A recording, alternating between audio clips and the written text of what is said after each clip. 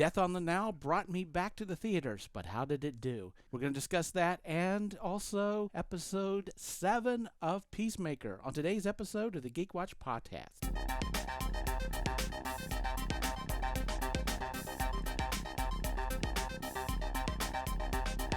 This is the Geek Watch podcast with Brian Hatcher and Mandy Petrie.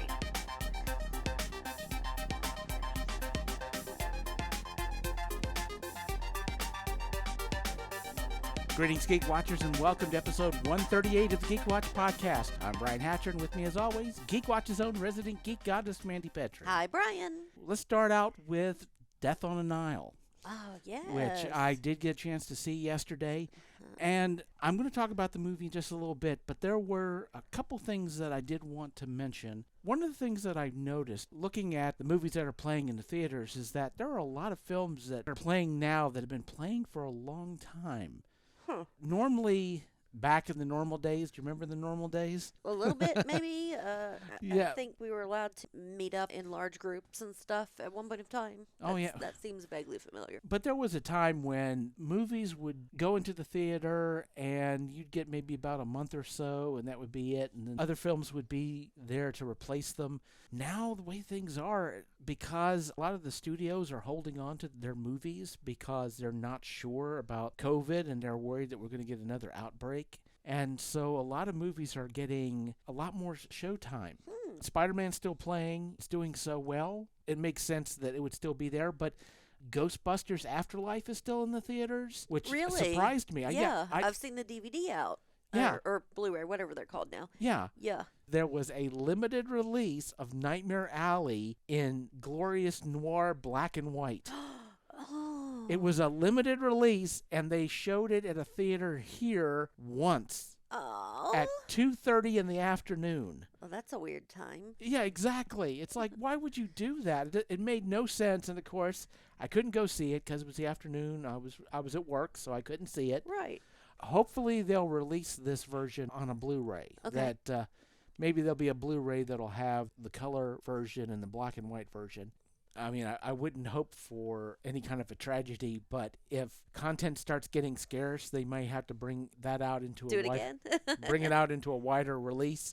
I'd love to see it on the big screen, but if I can get it on Blu-ray, I'll do that. But, well, it got a couple of Oscar nods, so maybe if the theaters do an Oscar nod run, that might be a nice thing. You know, come see everything that was nominated. But I do want to talk a little bit about Death on the Nile. I'm going to try to avoid spoilers, but wow. Okay. Just wow. It reminds you of those classic films that had the beautiful set pieces. And, of course, it's based off of the Agatha Christie novel. And it comes from that era where the novel was the travel log for a lot of people who didn't get a chance to go places. Mm-hmm. So very often, great novels would use exotic locations for their backdrop. So you got to see a lot of Egypt. So you had that exotic backdrop to put this wonderful mystery in front of. I loved Kenneth Branagh, and he brought a lot of character development in this movie right at the beginning. And I don't think it's going to be much of a spoiler, but it shows our intrepid detective as a young man in World War I. And they're in the trenches and in no man's land. And they're basically being sent to do a suicide run. Oh. And I just sat there and thought, you know what those men are thinking right now? They're probably thinking, well, Gal Gadot's in this film, but she's not Wonder Woman in it.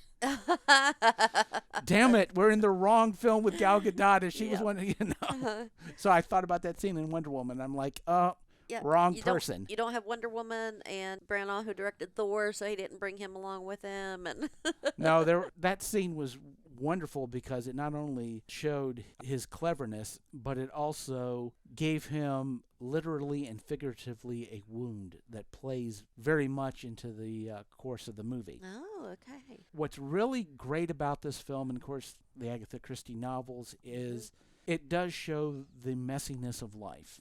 It's not a cut and dry, there's one person who did one bad thing, and in this case a murder, and everybody else is innocent and good-hearted and all that. No. No, they have their own problems. And I think the best mysteries, they show the flaws and foibles of people. And sometimes those flaws can become red herrings because you're like, they're definitely involved in this and they had all these reasons to do it. And they may even do acts that are despicable and possibly even criminal. But that doesn't make them responsible for the murder. For the one that we're looking, the thing that we're exactly. looking at. Yeah. There are so many nuanced layers to this movie. There's more than one investigation going on. Okay. There are so many little subplots that are going on along with the main story. And it's just so well acted. Kenneth Branagh was amazing. We got the return of comedy duo Don French and Jennifer Saunders. Jennifer Saunders, if you know Absolutely Fabulous, she was Adina in that.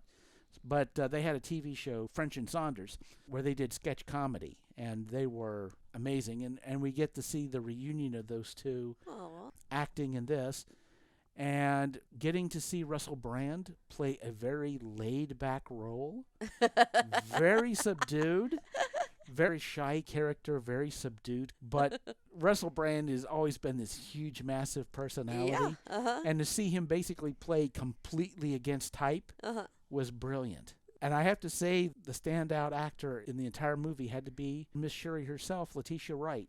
She was in the film. And her role was amazing as well. And a lot of depth, brilliantly acted, as you could imagine. Right, I yes. loved the heck out of what she did with it.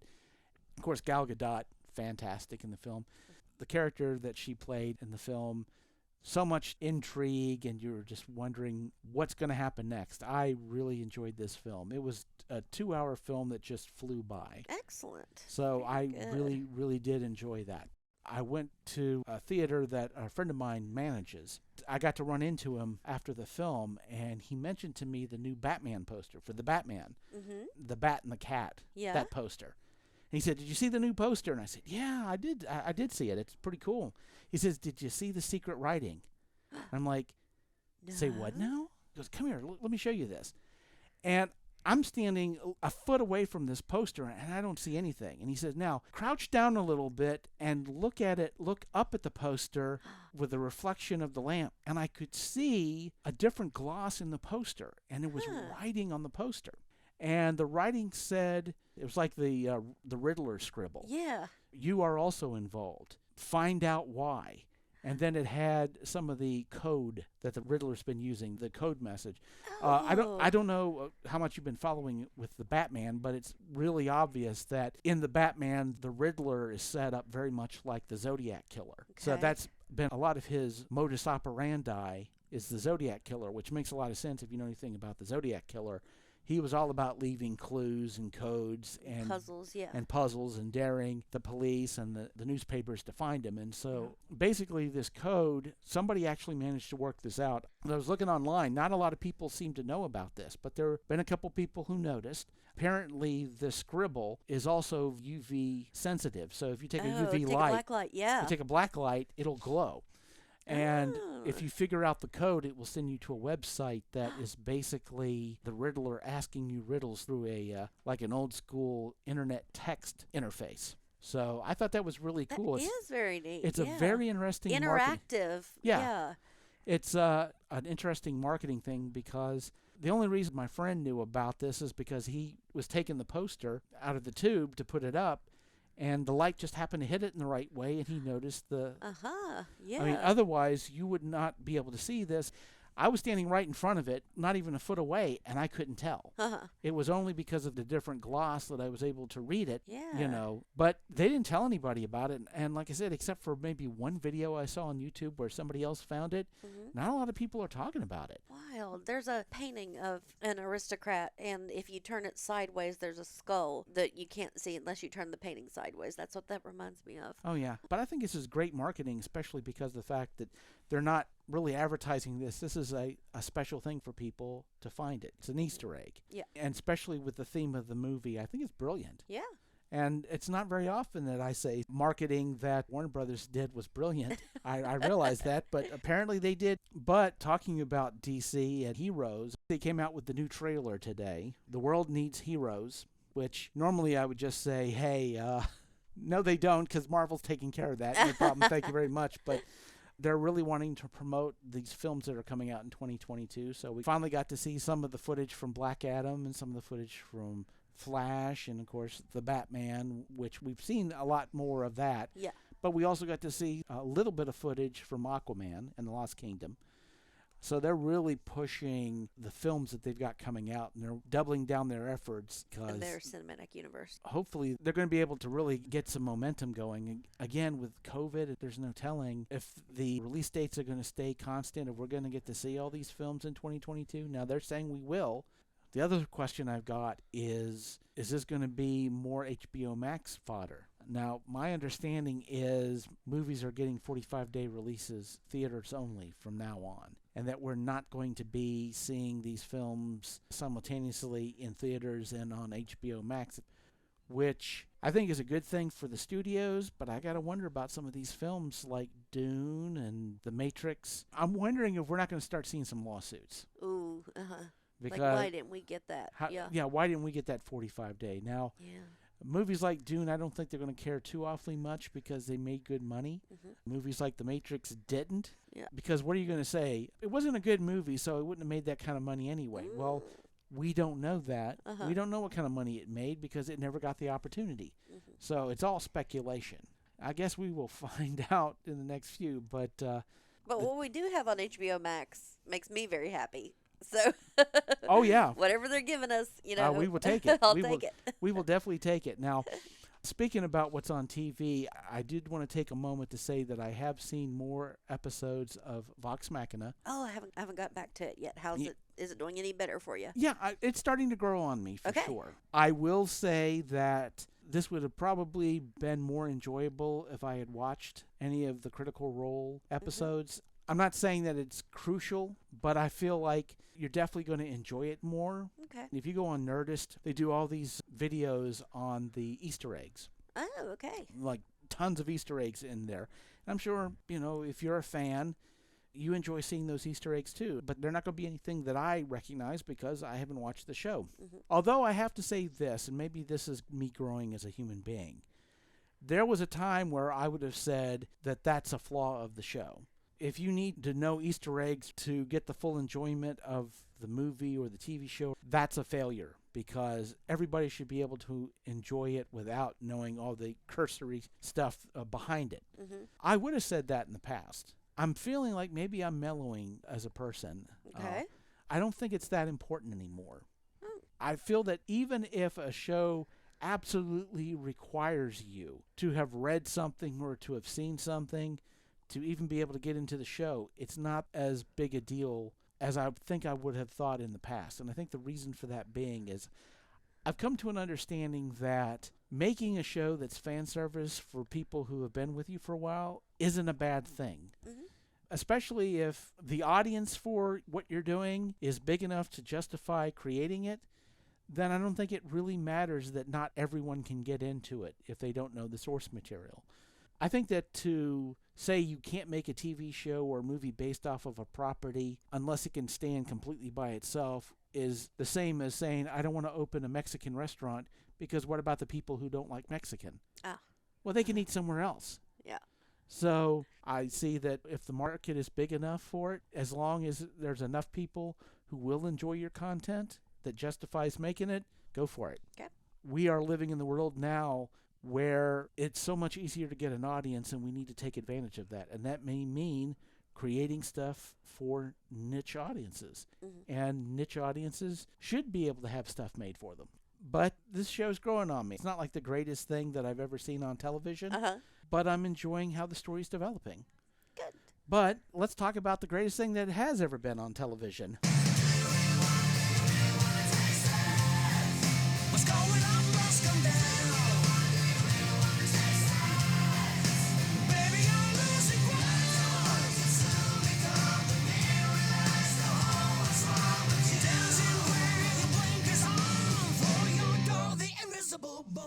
Episode 7, the second to the last episode. And wow. Let me start this out by saying something that I never thought that I would ever say going into this series. Now I'm starting to wonder if this isn't the best superhero TV show that's ever been put out. not that I don't love all the Marvel shows, but I don't know if there's been a Marvel TV show that I've enjoyed as much as I've enjoyed Peacemaker. Yes. I think it's just taken my number one spot. I really do. When the most disappointing thing is that you don't get to see a fight between a full-grown man and a raccoon is your only complaint about a show, it's doing pretty good. Oh yeah. Oh, the raccoon. Yes. I'm like, we didn't get to actually see the fight. yeah. Well, I love that.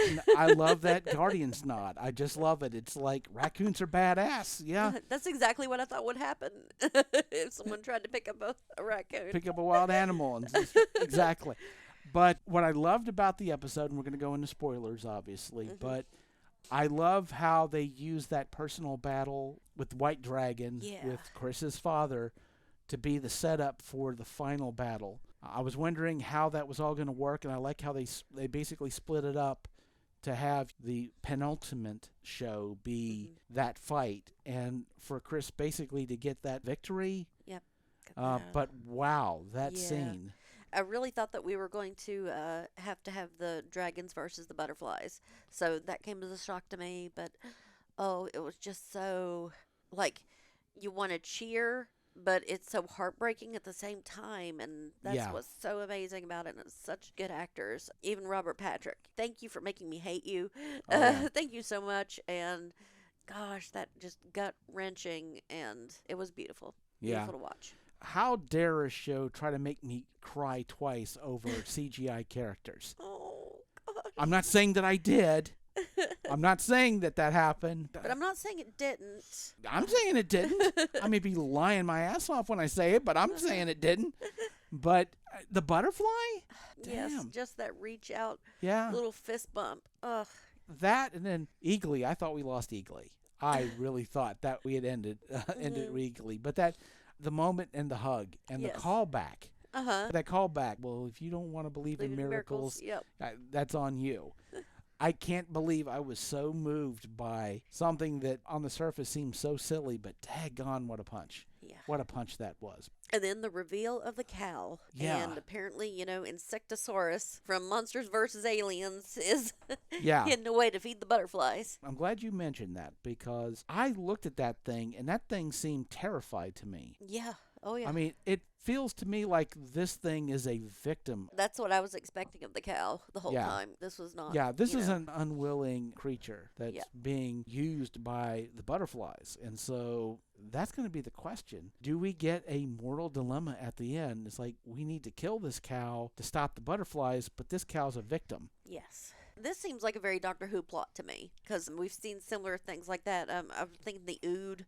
They have the massive brain, and while the Oods turn red-eyed and come after you, but they're the victims. So. Right. And especially with the fact that they have developed Chris as a character where he doesn't want to kill innocent people anymore. What's going to happen if he's faced up against this thing and he realizes the cow's just a victim in all of this, and then suddenly maybe doesn't want to do it and has a moral choice to make? And I can't believe I'm sitting here right now going, well, what's going to happen if Peacemaker has to make a moral decision and has a crisis of faith? Peacemaker? Really? I mean... That's been his whole show. Yeah, exactly. It's like if I went back in the past and told my past self who was watching the Suicide Squad, the best thing about this show is the moral dilemmas that Peacemaker has to deal with. The moral dilemmas that... This guy has a moral... What? Is it because he doesn't know whether to shoot it or have sex with it? What?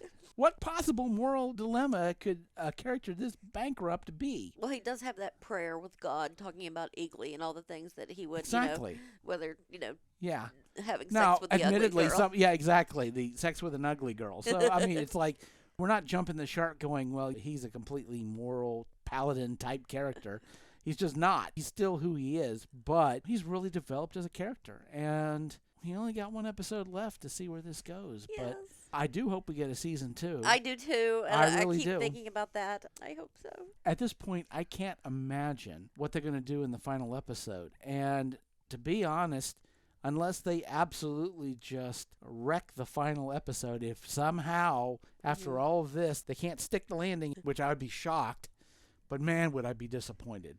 I think they have set the bar so high for this right now that they've got to deliver a whiz-bang of an ending. Hmm. I think they're going to. And if they wind up doing that, I'm going to have to say that Marvel's going to have their work cut out for them to create a show that does as much and develops as much and is as fun to watch, but also has so much heart to it as Peacemaker. And I never thought I would say that. But we've got a week to wait, and man, that last episode, man, I'm Yes. sure we'll have a ton to talk about when that happens. So we shall see. Yeah.